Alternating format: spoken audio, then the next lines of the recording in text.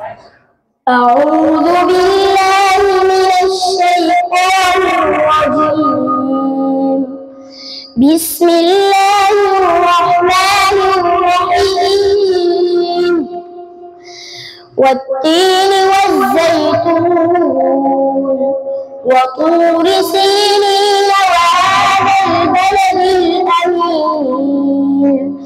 لقد خلقنا الإنسان في أحسن تقويم ثم رددناه أسفل سافلين إلا الذين آمنوا وعملوا الصالحات فلهم أجر غير ممنون. فما يكذبك بعد بالدين أليس الله بأحكم الحاكمين. صدق الله